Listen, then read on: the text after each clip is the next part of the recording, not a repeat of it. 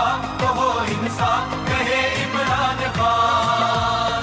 तो चली है अब तहरीक के हो घाटी, ये प्यारा पाकिस्तान। कायद का था फरमान।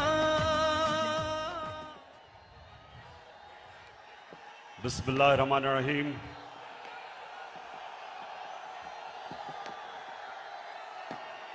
अल्लाह तेरी इबादत करते हैं, तेरे से मदद मांगते हैं।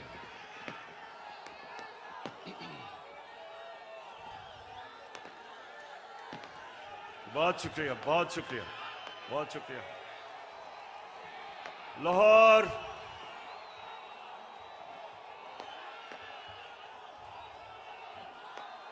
शुक्रिया, शुक्रिया। लाहौर मैं आपका जितना भी शुक्रिया अदा करूं वो कम है।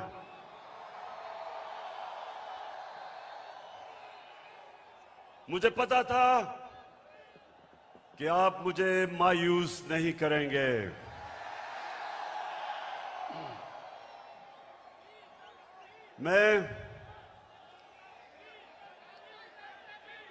मैंने कभी इतने बड़े जलसे के सामने खिताब नहीं किया। आप सबका शुक्रिया। माशाअल्लाह, अल्लाह का भी शुक्र अदा करता हूं कि उसने आपके दिल में वो शऊर डाला, आपको जगाया। ये अल्लाह का करम है। ये अल्लाह का खास करम होता है जब वो एक कौम को जगा देता है और एक इंसानों के हजूम को एक कौम बना देता है। ये अल्लाह तेरा लाख लाख शुक्र है। लाहौर में इधर पास ही मेयो हॉस्पिटल में पैदा हुआ था और मुझे बचपन से एहसास था। ये आपने आज गौर से बातें सुनी। सामने प्लीज बैठ जाएं, बैठ जाएं, आप बैठ जाओ। वो नीचे देख सकते नीचे। बैठ जाओ, बैठ जाओ, बैठ जाओ, बैठ जाएं, सामने बैठ जाएं। वो देख नहीं सकते। बैठ जाएं प्लीज। देखें, मैं पाकिस्तान के साथ बड़ा हुआ हूं। मैं बार बार लोगों को बताता हूं कि मेरे मां बाप एक गुलाम हिंदुस्तान में पैदा हुए थे और उन्होंने पाकिस्तान की तहरीक में शिरकत की थी। और बचपन से उन्होंने मुझे एक चीज बताई कि तुम खुशकिस्मत हो कि एक आजाद मुल्क में पैदा हुए हो।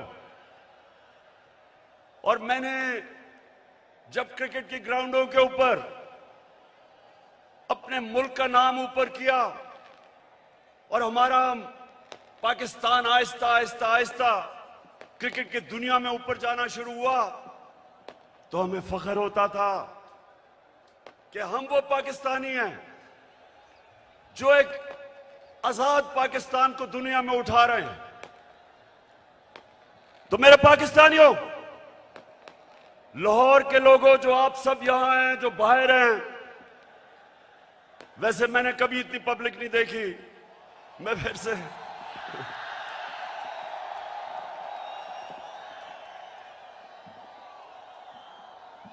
आप जितने भी लोग आज मेरी बात सुन रहे हैं, बड़े गौर से आज मेरी, क्योंकि मैंने आज आपको लाएमल देना है कि हमने ये ना गुलामी कबूल करनी है, ना ये इंपोर्टेड हुकूमत कबूल करनी है। और ये अब आपको पता चला है कि सिलेक्टेड हुकूमत क्या होती है, जो बाहर से सिलेक्ट होके लोगों के ऊपर मुसल्लत की जाती है। ये होती है सिलेक्टेड हुकूमत, जो डरती है इलेक्शन से, जो साजिशों से, जो पैसे लगा के, जमीन खरीद के, बाहर जो साम्राज्य उनकी जूते पॉलिश करके जो आज ऊपर हमारे मुल्क पे मसलत की गई है। तो मैं आज आपको लायामल दूंगा कि मैं किसी सूरत इस हुकूमत को कबूल नहीं करूंगा। मैं इन गुलामों को और पाकिस्तान के करप्ट तरीन लोगों को मैं कभी कबूल नहीं करूंगा। और मैं अभी आपको लायामल देता हूं, लेकिन उससे पहले यह साजिश क्यों हुई? मेरे लाहौर के लोगों, जरा थोड़ा सा सब्र से सुने, यह साजिश हुई क्यों। मैं जब से वजीर आजम बना, मेरी सबसे बड़ी कोशिश यह थी कि हमारी आजाद फॉरेन पॉलिसी बने।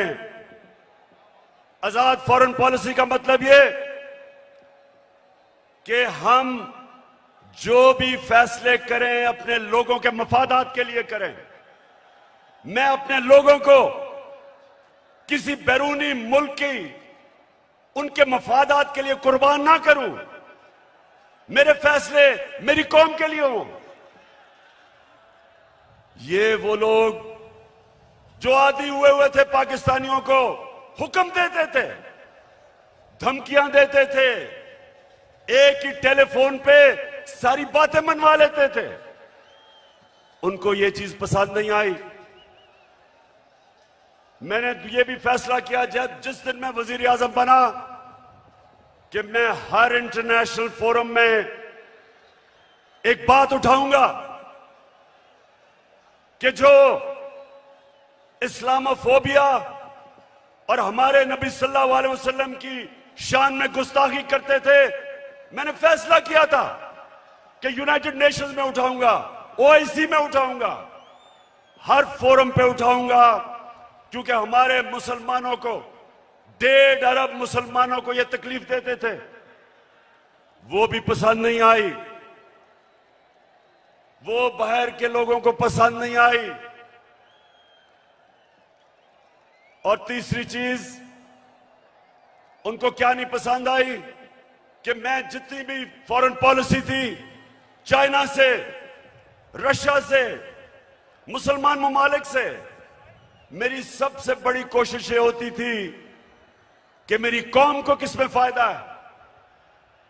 मैंने कभी भी किसी से डिक्टेशन नहीं लिया और ना मैंने कभी लेना था। हुक्म किया कि रूस क्यों चले गए, हुक्म आया बाहर से कि आप रूस क्यों गए। मैं रूस इसलिए गया, एक पाकिस्तान में गैस खत्म हो रही है, हमने उसे गैस का कॉन्ट्रैक्ट करना था, लेकिन 2 और चीजें, रूस हमें तेल 30% कम कीमत पे दे रहा था।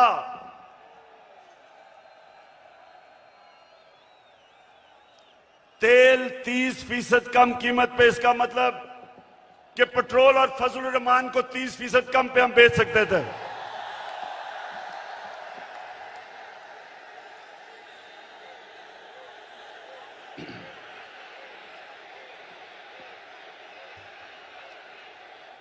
उसके अलावा हमें 20 लाख टन गंदम इंपोर्ट करनी थी रूस से, वो भी हमें 30% कम कीमत पे दे रहे थे। मैं इसलिए गया था कि मेरे लोगों को फायदा था, मेरी आवाम को फायदा था, मैं महंगाई कम कर सकता था। और ये देखें कि हिंदुस्तान जो अमेरिका का करीबी एलाई है, स्ट्रेटेजिक एलाई है, वो तेल मंगवा रहा है रूस से। उसको अमेरिका ने कहा कि ना तेल खरीदो, उसने आगे से सीधा जवाब दिया अमेरिका को कि हम अपने लोगों के मफादात के लिए फैसले करते हैं। मैं आप आज से अहद लेने आया हूं कि हमने इकबाल का शाहीन बनना है। हमने किसी सूरत किसी के सामने झुकना नहीं है। हमने 22 करोड़ की एक ऐसी कौम बनना है, वो कौम बनना है। और मेरा लीडर कायदे आजम था जो एक गुलाम हिंदुस्तान में भी आजाद आदमी था। तो पाकिस्तानियों, मैं चाहता हूं कि आप अपना मुकाम समझें। कुरान में अल्लाह कहता है कि मैंने इंसान को अशरफुल मखलूकात बनाया, सबसे अजीम मखलूक। फरिश्तों को कहा कि इस्लाम इंसान के सामने झुको। शैतान को उन्होंने जन्नत से निकाला एक वजह से, इबादत तो वो सबसे ज्यादा करता था अल्लाह की, क्योंकि उसमें तकब्बर था, कहता मैं इंसान के सामने नहीं झुकता। और अल्लाह ने उसे कहा कि तुम्हें भी अंदाजा नहीं कि मैंने इसको क्या सलाहियतें दी हैं। और कुरान में फिर ये भी है, जब इंसान ऊपर जाता है तो फरिश्तों के उससे ऊपर चला जाता है, लेकिन जब वो गिरता है जानवरों से नीचे गिर जाता है। हमारे ऊपर है, हम ऊपर जाना चाहते हैं या जमीन पे रेंगना चाहते हैं। पाकिस्तानियों, आप एक दफा फैसला कर लें। जब आप फैसला करेंगे कि हम किसी सूरत स्वाय अल्लाह के किसी के सामने नहीं झुकेंगे, आपकी परवाज ऊपर चली जाएगी। जिस दिन ला इलाहा इल्लल्लाह का मतलब आप समझ गए, आपकी जंजीरें टूट जाएंगी। ये जो गुलामी की जंजीरों में हमें डालना चाहते हैं, टूट जाएंगी। अब सब उठ जाएंगे। 22 करोड़ लोग हैं बाहर, पाकिस्तानी बैठे हैं, हर किस्म की सलाहियत रखते हैं, लेकिन ये चोर और डाकू, पैसे के गुलाम, अगर ये आपके ऊपर बैठे रहे, ये मुल्क कभी आगे नहीं बढ़ेगा बल्कि नीचे जाएगा। हमारी कभी फॉरेन पॉलिसी आजाद नहीं हुई। स्वाय थोड़ी देर के भुट्टो के जमाने में, और भुट्टो को साजिश करके अंदरूनी मीर जाफर ने उसको फांसी दिलवाई। कभी उसके बाद आजाद नहीं हुई, लेकिन कभी इतनी गुलाम भी नहीं हुई जो ये 3 स्टूजेस के दौरान हुई है। जो इन्होंने हमारे साथ किया, जिस तरह इन्होंने हमें गुलामी करवाई, इसकी कोई मिसाल नहीं है। रमजी यूसुफ को पकड़ा दिया अमेरिकनों को, हमारे कानून के बरखिलाफ। एमएल कांसी को पकड़ा दिया, हमारी अदालतों को पूछे बगैर। एमएल कांसी के वकील ने अमेरिका की अदालत में क्या कहा, जब उन्होंने पूछा जज ने कि क्यों पाकिस्तान के कानून के बगैर आप उसको उठा के ले गए, तो उसका वकील कहता कि पाकिस्तानी अपनी वालदा को बेच देंगे डॉलरों के पीछे। और वो किसका दौर था? नवाज शरीफ का दौर था। हम नहीं बेचेंगे, ये नवाज शरीफ बेच देगा, पैसे का पुजारी है। फिर जनरल मुशर्रफ का दौर आया, 9/11 के बाद इसने पकड़ के पाकिस्तानियों को ग्वांटानामो बे में दे दिए। मुल्ला ज़ईफ तालिबान का एम्बेसडर था, जिनीवा कन्वेंशन के मुताबिक उसको प्रोटेक्शन थी, उन्होंने उसके बावजूद पकड़ा दिया, उनको ग्वांटानामो बे में भेज दिया। हमारे मुल्क से लोगों को उठा के ले गए। हम जंग उनकी लड़ रहे हैं और दुश्मन हम ही बने हुए हैं। 400 ड्रोन अटैक्स करवा दिए, कबायली इलाके को उजाड़ दिया। जो कबायली इलाके के लोगों को मुश्किलों का सामना करना पड़ा, आप सोच भी नहीं सकते। 35 लाख लोगों ने नकल मकानी की वहां से, 40 लाख लोगों ने स्वात से नकल मुकानी की। या मेरे 2 एक्स मिनिस्टर्स बैठे हुए हैं, मुराद सईद, इसकी वालदा को उसी जंग में स्वात में जब बम फटा तो उसकी वालदा के सर पे लगा, अभी तक वो कोमा में है, सालों से वो कोमा में पड़ी हुई है। यहां सरताज गुल है, उसका भाई यहां खुदकुश हमले में लाहौर में वो बेचारा शहीद हुआ। मेरे मां और वालिद की दोनों तरफ से एक जनरल बिलाल शहीद हुए वालदा की तरफ से, और न्याजी हमारे मियां वाली से शहीद हुए। 80,000 हमारे लोग मारे गए। क्यों? पाकिस्तान की जंग से क्या ताल्लुक था? क्योंकि गुलाम बैठे हुए थे। हमें कुर्बान किया गया किसी की खातिर, और हमें दुनिया में जिल्लत मिली। उसामा बिन लादेन को पाकिस्तान में आके इन्होंने खत्म किया। 3 दिन कोई बोला नहीं। प्रेसिडेंट ओबामा अपनी किताब में लिखता है कि मुझे बड़ा खौफ था कि मैं सदर जरदारी को जब टेलीफोन करूंगा वो बड़ी मुजम्मत करेगा कि तुमने हमारे मुल्क में आके ये किया क्या। कहता जब 3 दिन के बाद मैंने जरदारी को टेलीफोन किया तो कहता मुझे मुबारक देनी शुरू कर दी उसने।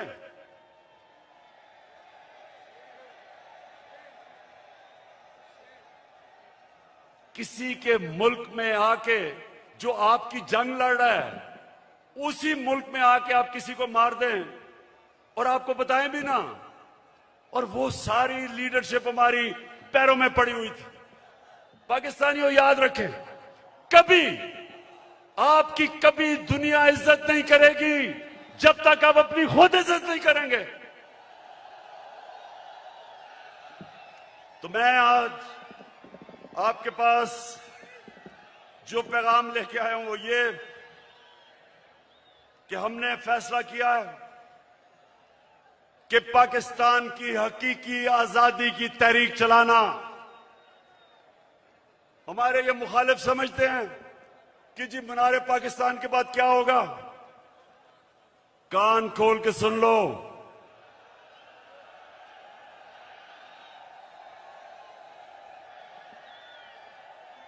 कान खोल के सुन लो कि असल पार्टी तो अब शुरू हुई है। डट के खड़ा है अब इमरान, ठीक करेगा सब कप्तान, नया बनेगा पाकिस्तान, नया बनेगा पाकिस्तान, नया बनेगा पाकिस्तान। डट के खड़ा है अब इमरान, नया बनेगा पाकिस्तान, डट के खड़ा है अब इमरान, ठीक करेगा सब कप्तान, नया बनेगा पाकिस्तान, नया बनेगा पाकिस्तान, नया बनेगा पाकिस्तान। हमने सारे पाकिस्तान, ये मैं तहरीक इंसाफ को कॉल नहीं दे रहा, मैं अपने सारे पाकिस्तानियों को कॉल दे रहा हूं, बल्कि मैं नून लीग और पीपल्स पार्टी के लोगों को जो इस मुल्क में आजादी चाहते हैं, जिनको पता नहीं कि कितनी बड़ी साजिश हुई है, मैं उनको भी आज पैगाम दे रहा हूं कि आपने सबने तैयारी करनी है। गली गली, मोहल्ले मोहल्ले, शहरों में, गांव में आपने सबने तैयारी करनी है, आज से शुरू करनी है। आपने मेरी कॉल की इंतजार करनी है जब मैं आप सबको इस्लामाबाद बुलाऊंगा।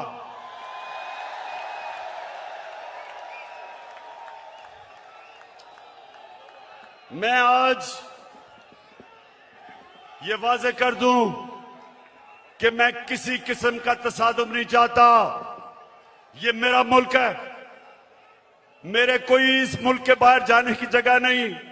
ये तो जब भी थोड़ी मुश्किल आती है बाहर भाग जाते हैं। ऐसे लगता है कि ये बर्तानिया की क्वीन को इनकी रिश्तेदार है, सारे वहीं भाग जाते हैं। वो इसहाक डार, वो यहीं इधर ही पुराने शहर में उसका बाप की साइकिलों की दुकान थी, बड़ा मेहनत का आदमी था, लेकिन आजकल उनको जरा देखें, लगता है वो कोई बर्तानिया का लॉर्ड था। तो ये वो लोग हैं, ये वो लोग हैं जब मुश्किल पड़ती है बाहर भाग जाते हैं। हमारा मेरा जीना मरना पाकिस्तान है। किसी किस्म का मैं तसादुम नहीं चाहता अपने मुल्क में। हमारी फौज है, हमारी पुलिस है, और फौज का भी मैं ये कह दूं कि अगर हमारे पास एक ताकतवर फौज ना होती तो आज पाकिस्तान के 3 टुकड़े हुए होते।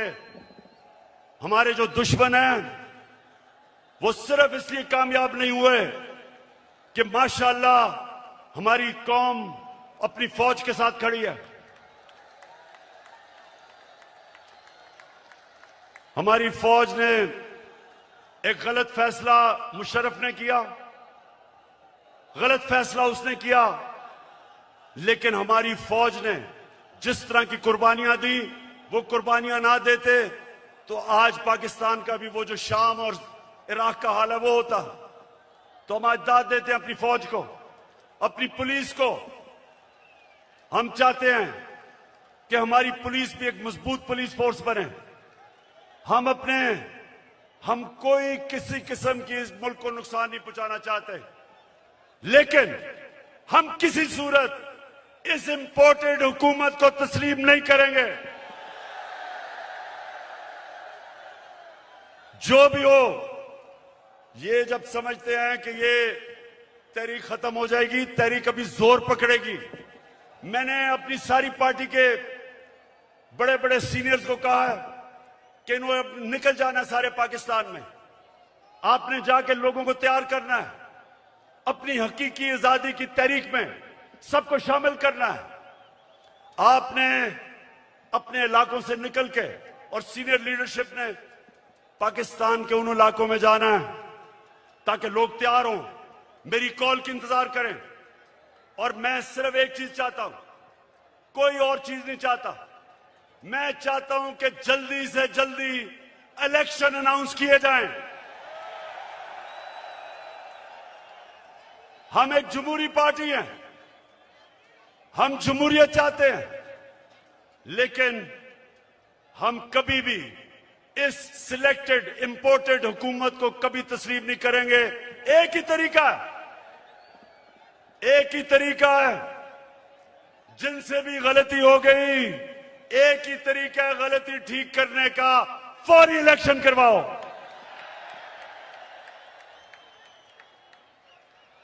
सत्ताईसवीं तारीख को मैं चाहता हूं मेरे पाकिस्तानियों, 27वीं तारीख को शबे दुआ की रात हम बनाएं, अल्लाह से दुआ करें कि हमारी हकीकी आजादी की तहरीक को कामयाब करे अल्लाह। और मैं सबसे अब आखिर में ये अहद लेना चाहता हूं, आपने आज हाथ खड़ा करके मेरे साथ एक अहद करना है कि आपने मेरे बाद रिपीट करना है। मैं जवाब आपको कहूंगा, रिपीट करना है। क्या हम सब आज अहद करते हैं कि हम अपने मुल्क की हकीकी आजादी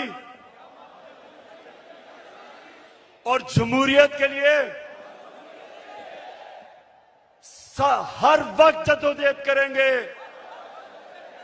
तब तक जद्दोजहद करेंगे जब तक इलेक्शन अनाउंस नहीं होते। पाकिस्तान जिंदाबाद।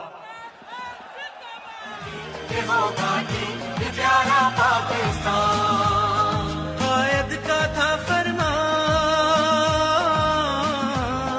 कायद का था फरमान।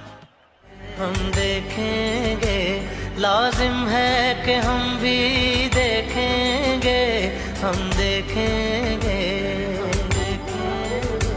हम देखेंगे, लाजिम है कि हम भी देखेंगे, हम देखेंगे। वो दिन तन रब ने आप जगाया है, तन रब ने आप जगाया है।